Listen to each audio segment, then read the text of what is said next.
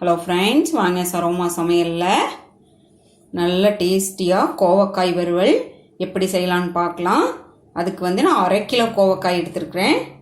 அரைக்கிறக்கு ஒரு 10 சின்ன வெங்காயம், 10 வரமிளகாய், 1/4 மூடி தேங்காய் துருவல். இதை நம்ம தண்ணி விடாமல் அரைச்சி எடுத்துக்கலாம்.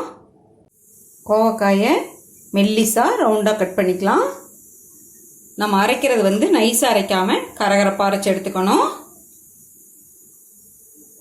கோவக்காய் கூட நம்ம அரைச்ச விழுதை சேர்த்து நல்லா கலந்து விட்டுறலாம்.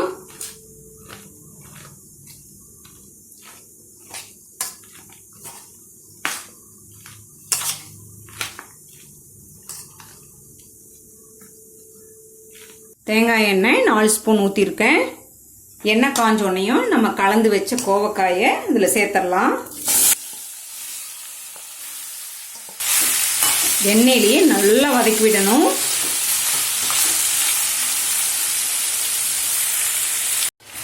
காய் இப்படியே வேகணும். நல்லா கிளறி விட்டுட்டே இருக்கணும். கொஞ்ச நேரம் மூடி போட்டு சிம்மில் வச்சிடலாம். அப்பப்போ மூடி நீக்கி நல்லா கிளறி விட்டுறணும். அடிப்பிடிக்காமல் பார்த்துக்கணும். நம்ம ஸ்டவ்வை குறைச்சி தான் வைக்கணும். இப்படியே காய் வேகணும் நல்லா.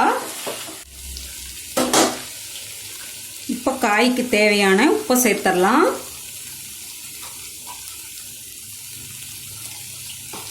உப்பு சேர்த்துட்டு நல்லா கிளறி விட்டு மறுபடியும் மூடி போட்டு நல்லா வேக வைக்கலாம்.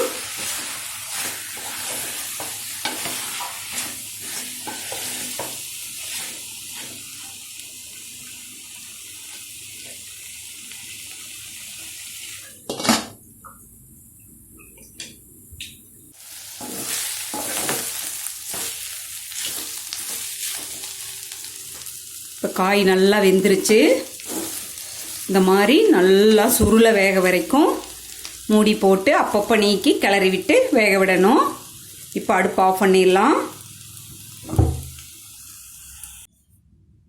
சூப்பராக கோவக்காய் வறுவலுங்க. நல்ல டேஸ்டியாக இருக்குங்க. சாதத்துக்கு சைட் டிஷ்ஷாக வச்சுக்கலாம், சப்பாத்திக்கு வச்சுக்கலாம். நீங்கள் எப்படி வேணால் சாப்பிட்லாம். நீங்களே செஞ்சு பாருங்கள். வீடியோ பிடிச்சிருந்தா லைக் பண்ணுங்கள், ஷேர் பண்ணுங்கள், சப்ஸ்கிரைப் பண்ணுங்கள்.